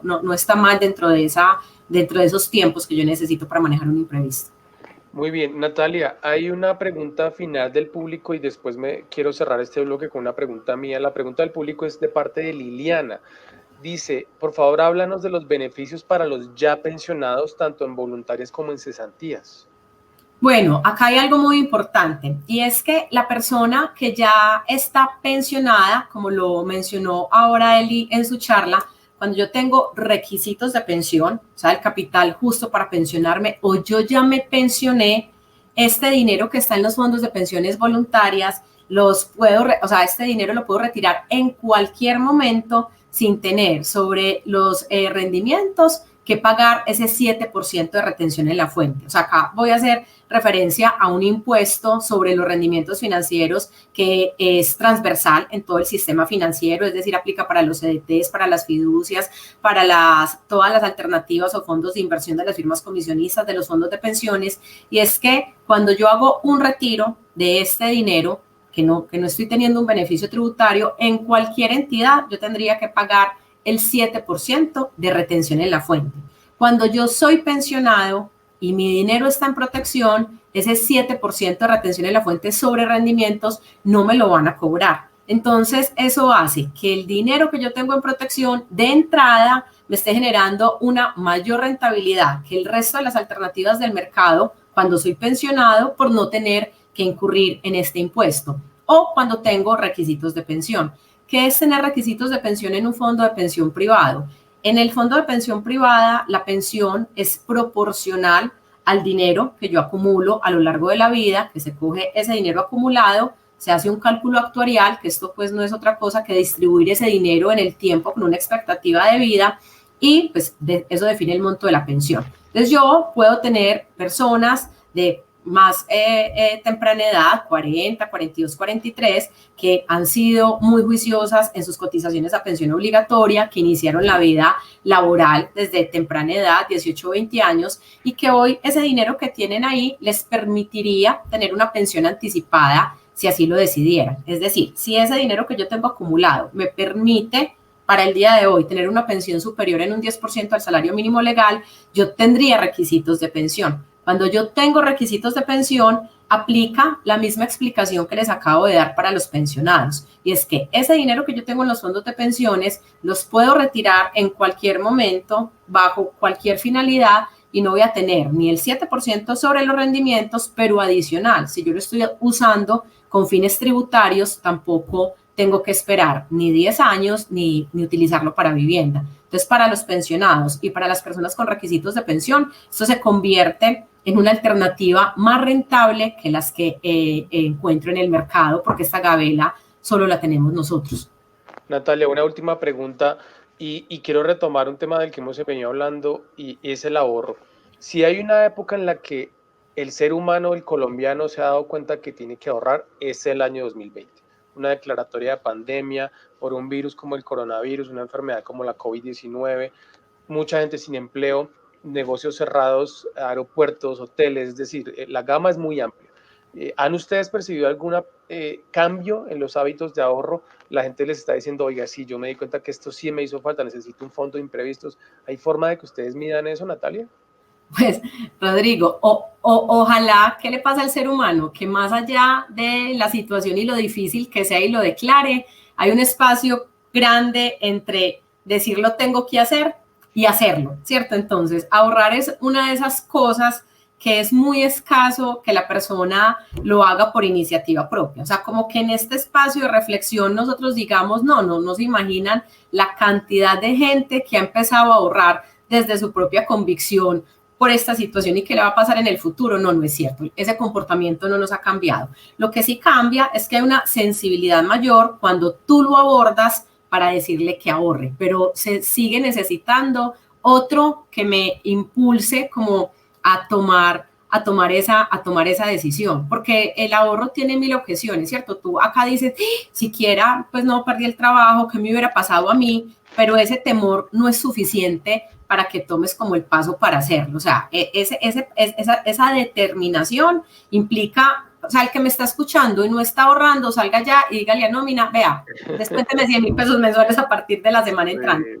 Sí, porque realmente es como la dieta, ¿cierto? Es la persona que quiere hacer una dieta. Claro, ¿quién va a querer hacer una dieta? El que se siente gordo, pues no el que está flaco, nunca le vas a decir, ay, no, como estoy de flaco voy a hacer una dieta, ¿cierto? Entonces, ese que está gordo y que quiere hacer una dieta dice, no, sí, tengo que hacer una dieta, y empieza a posponer, y si viene un postre en la mitad, se lo come. Así le pasa al colombiano con el ahorro. Tengo que ahorrar, y va en lo que pospongo, y no tengo la determinación de hacerlo. Entonces acá la invitación es, venga, esto es como casi que sin mente, ya tome la acción, uno no ahorra lo que le sobra, uno ahorra de lo que tiene y se acomoda a vivir con menos. O sea, esta es una excelente oportunidad. Si usted tiene su trabajo, no le rebajaron el salario, para que se comporte como si su empresa se lo hubiera tenido que rebajar. O sea, piense que mañana usted llegó a la nómina, llegó a su correo una carta que dice, Natalia, lo sentimos, estamos atravesando una situación muy difícil, todos vamos a hacer un sacrificio, a partir de mañana te ganas el 10% menos. Y tú vas a ver que vas a vivir igual y no pasa nada. Y que automáticamente simplemente cambiaste unos gastos innecesarios en tu vida porque ya no tienes ese 10% de más en el bolsillo. Entonces acá es una invitación, esto se cambia, el comportamiento financiero se cambia actuando, es pasar de la teoría a la práctica. Esto no es de escuchar 1000 veces a alguien que me diga, porque creo que todos hemos escuchado que ahorre el 10% de su salario, que tenga imprevistos, que si algo le pasa, pero eso es como la cantaleta de la mamá o el papá, ¿cierto? Eso queda ya como un eco en la cabeza. Acá lo que necesitamos es la determinación de empezar a actuar, y la invitación es, empecemos con el ahorro, ¿cierto? Ya, de lo que tenemos. Digamos, a mí me llegó la carta de notificación de disminución de salario. Y ya una vez que se coge ese hábito, claro, yo puedo empezar a combinar pues los imprevistos con los sueños que tengo, con las metas que tengo. Y acá hay una ventaja muy grande. La pensión voluntaria es una alternativa que puedo tener, una por deducción de nómina, 2 por un débito automático, 3 yo mismo hacer las consignaciones, pero recomendaciones ese débito en las fechas que te pagan la nómina o desde la nómina, para que efectivamente esa plata no te llegue. O sea, es mucho más fácil generar una cultura de ahorro si no llega al bolsillo, porque si llega al bolsillo, posiblemente algo más divertido para hacer que ahorrar me encuentre. Entonces, te lo terminas gastando, así es. Natalia, muchas gracias, de verdad, muy, muy importante y muy interesante esta charla sobre ahorro e inversión. Vamos a recomendarles de nuevo a nuestros asistentes a este streaming que se pueden poner en contacto con nosotros a través de Twitter usando la etiqueta numeral El Experto Dice. Vamos a entrar entonces ahora al tercer bloque y es hablar de nuevo con Elizabeth sobre el tema de los vencimientos para la preparación y la presentación de la declaración de renta. Elizabeth, ya se nos vinieron las fechas encima, algunas personas deben empezar a declarar en los próximos días, entonces vamos a hacer una parte práctica, vamos a contarles a las personas cómo tienen que hacer esa declaración y qué les podemos decir entonces para que empiecen de una vez, Elizabeth. Sí, muy chévere, Rodrigo, también este espacio para que podamos tener unos tips alrededor de la declaración, tanto para que el cliente o afiliado que tenga recursos en pensiones voluntarias y él mismo haga su propia declaración de renta, como para los contadores, ¿cierto? Bastante interesante. Entonces, el primero que quiero realizar es sobre los rendimientos financieros. Algunos ya lo sabrán, pero mucho cuidado con el tema de los rendimientos financieros. En los fondos de pensiones voluntarias solo existen rendimientos financieros cuando hay una solicitud de retiro. Cuando hay un retiro necesariamente va a tener una proporción de capital y una proporción de rendimiento financiero. Solo con el retiro se generan rendimientos financieros y es en ese único momento que se deben incluir esos rendimientos financieros como ingreso dentro de la declaración de renta y siempre y cuando no se hayan retirado ni por pensión, ni por compra de vivienda, abono a créditos hipotecarios o por la permanencia de los 10 años. Entonces, esto es muy importante. ¿Por qué? Porque a diferencia de otros productos dentro del mercado ampliado o el mercado financiero, y acá pongo un ejemplo como son los CDTs, en los CDTs cuando una persona va, por ejemplo, a un banco y quiere tener un CDT por un periodo de tiempo de 180 días, en esos 180 días él ya va a saber cuál es la tasa efectiva de retorno y al final de esos 180 días le informarán cuánto es el rendimiento financiero garantizado. Es decir, desde el primer momento él ya sabe sobre esos recursos que está aportando en ese CDT, cuánto va a ser el retorno de rendimiento financiero. En el caso de los fondos de pensiones, independientemente, ahorita Natalia nos explicaba que hay unos temas de perfil de inversión en donde habrán personas mucho más conservadoras, otras un poco más conocedoras desde las inversiones y por tanto elegirán portafolios que puedan tener un mayor riesgo, pero independientemente de esto, en el fondo de pensiones no hay una rentabilidad de entrada garantizada y solo al momento en que efectivamente solicita el retiro es que conozco cuánto de esa solicitud de retiro me están retornando de capital y cuánto de rendimiento financiero. Y para efectos tributarios esto es valiosísimo. ¿Por qué? Porque si yo tengo una persona que está ahorrando a un mediano o largo plazo, pues ¿qué va a suceder cada año con esta persona si no realiza retiros? Pues que no está teniendo ingresos asociados de rendimientos financieros. Entonces, si esa persona hoy no se encuentra pensionada, si es una persona que no tiene la finalidad de comprar una vivienda, que no tiene créditos hipotecarios o leasing habitacionales para hacer amortizaciones o abonos y su ahorro no ha completado una permanencia de 10 años y tiene una finalidad de ahorro a mediano o largo plazo, pues esa persona puede empezar a hacer ahorros y sabe que no está teniendo esa connotación de un ingreso adicional asociado a un rendimiento financiero, porque en la medida en que no exista retiros, pues ese concepto de rendimientos aún no existe. Entonces eso es una primera recomendación muy interesante para tener en cuenta dentro de la declaración. Otra segunda recomendación muy importante, valorizaciones. Los fondos de pensiones voluntarias, muy en la línea con lo que vengo explicando, digamos que nosotros de una manera diaria debemos hacer una valoración diaria de nuestros portafolios de inversión, desde el más conservador hasta quizás el que tenga renta variable. Diariamente el fondo de pensiones hace una valoración del fondo, cómo terminan esas unidades de valor al final del día. Las personas cuando tienen un producto de pensión voluntaria, básicamente tienen una cuenta, asimílenla a un tema de una cuenta de ahorros, tienen una cuenta donde hay unos recursos. Por dentro, esos recursos pueden estar invertidos en los diferentes portafolios de inversión, que son alrededor de 28 portafolios, que pueden ser muy sencillos o básicos para aquellas personas que no son expertas y otros quizás con una mayor variedad para esas personas que son inversionistas. Pero más allá de esto, lo que pasa con el fondo es que es un fondo que dependiendo del portafolio y del comportamiento, pues puede tener variaciones o puede no tener variaciones. Y esas valorizaciones, la misma Diana ha indicado que esas valorizaciones no son ingreso fiscal, es decir, son un ingreso contable que me permite saber si ese aporte va creciendo o va decreciendo, pero hasta tanto la persona no solicite un retiro y efectivamente se liquide esa inversión o se le liquiden esas unidades, pues hasta ese momento esa persona no conoce cuál es efectivamente su ingreso cierto y real por rendimientos financieros. Entonces es muy importante porque todos los fondos, digamos que en el certificado tributario nosotros informamos las valorizaciones, porque al cierre del 31 de diciembre, pues ese día cerró, se hizo una valoración del fondo y así estaba valorado esa cuenta individual. Pero ¿qué pasa? Que al otro día, pues si hay una situación, pueden haber variaciones. Por eso es muy importante que esas valorizaciones por nada del mundo se tienen en cuenta en la declaración de renta, porque no son un ingreso fiscal. Son un ingreso contable que hasta tanto, como les indico, no haya un retiro y haya un real rendimiento financiero, pues no habrá lugar a determinar si deberán incluirse o no dentro de las rentas de capital, que ya esa determinación si deberá incluirse o no dentro de las rentas de capital estará asociada a mirar si la persona cumple o no cumple con las condiciones de las que ya hemos venido hablando. Entonces, este también es otra recomendación para tener en cuenta.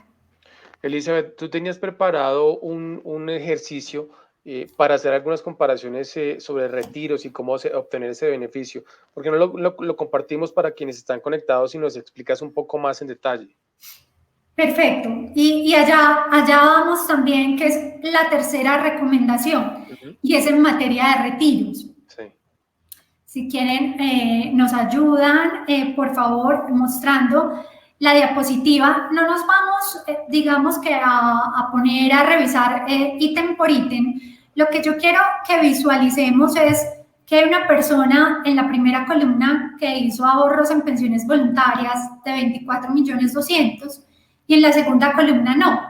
Entonces, como les decíamos ahorita, inicialmente, quien realiza aportes podrá tomarse esos aportes como renta exenta. Entonces, para la primera columna, esta persona utilizó 24.200.000 pesos como un aporte con beneficio tributario, es decir, con renta exenta, que utilizó en su declaración de renta para hacer su óptimo del límite de rentas exentas y deducciones.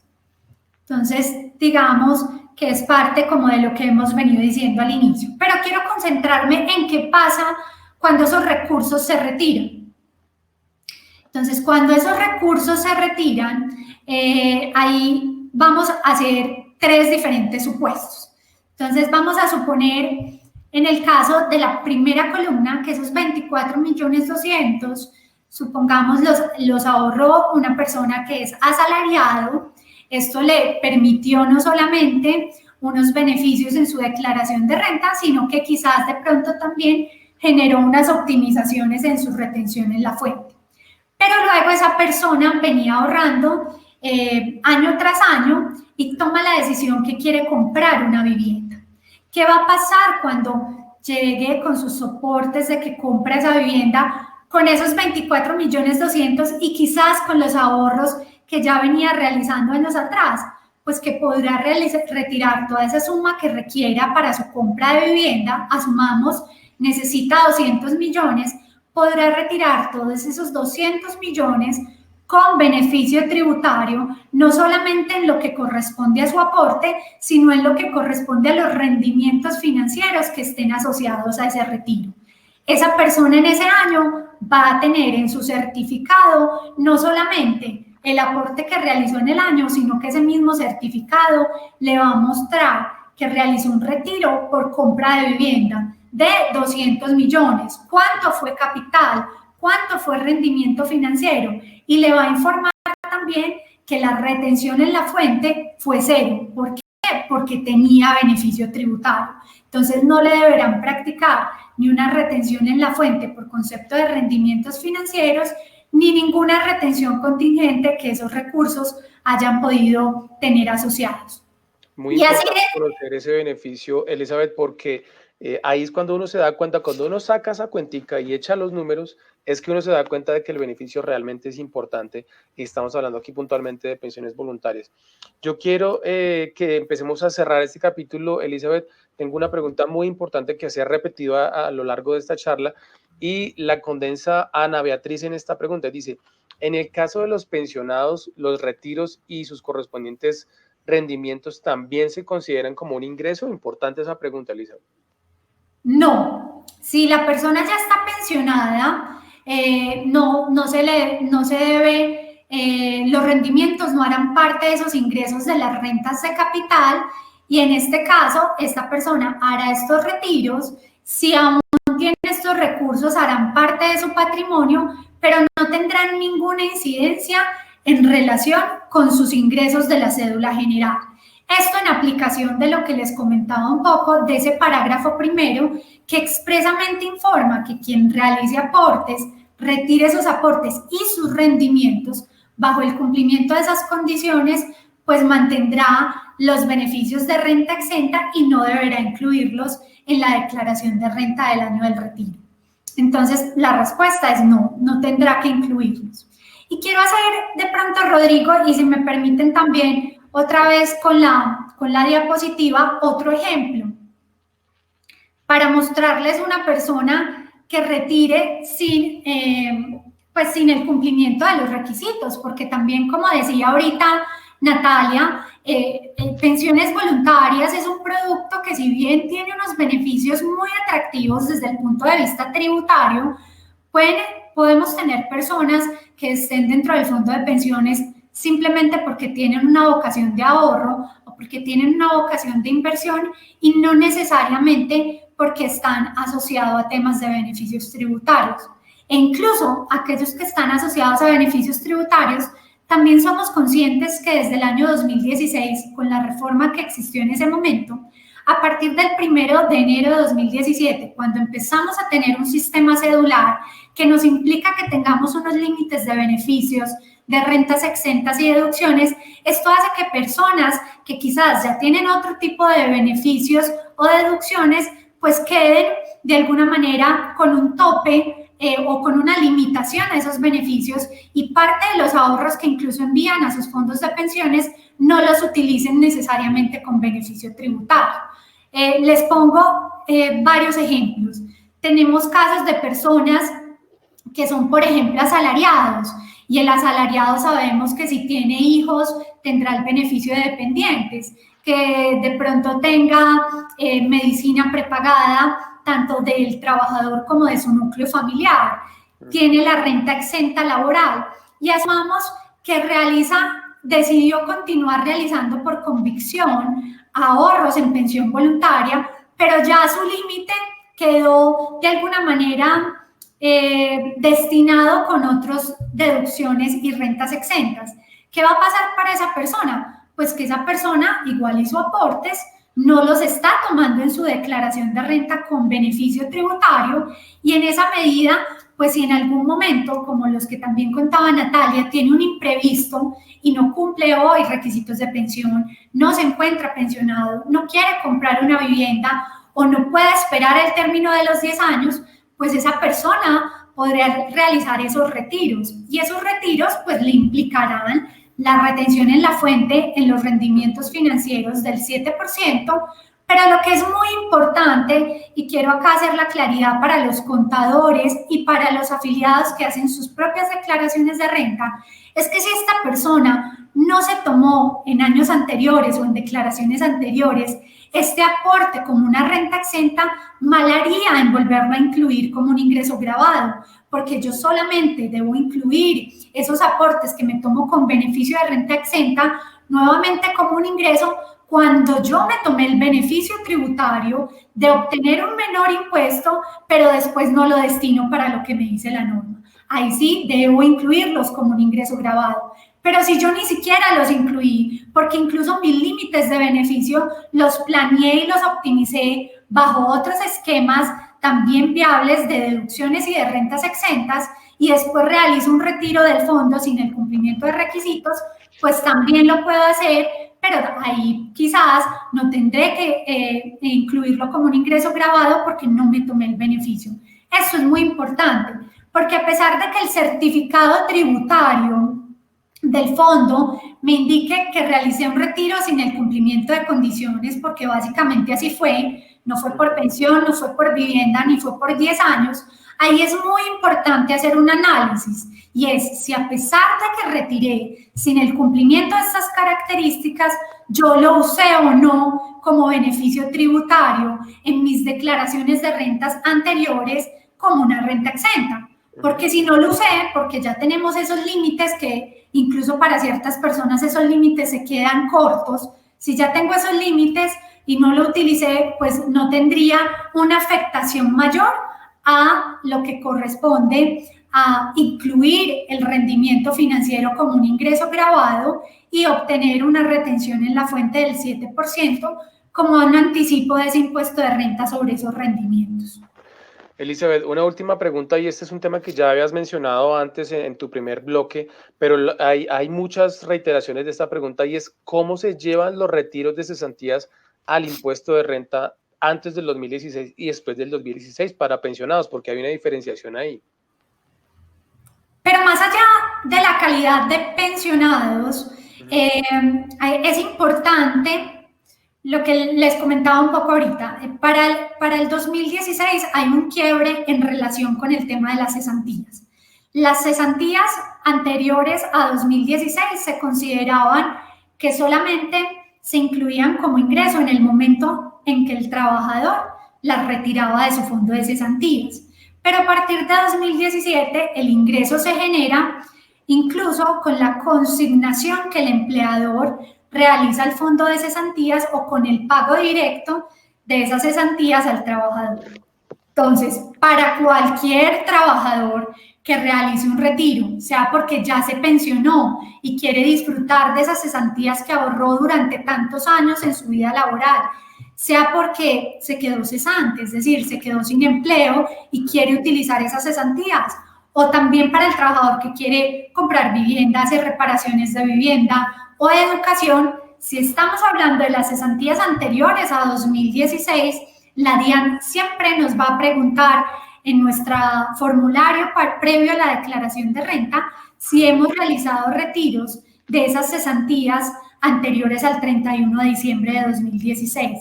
Si es así, eso es una información importante para la DIAN, porque esto me va a implicar que ese valor que yo informe, que retiré como cesantías del 2016, no sean tenidas en cuenta dentro del límite de esas rentas exentas y deducciones. ¿Esto qué significa?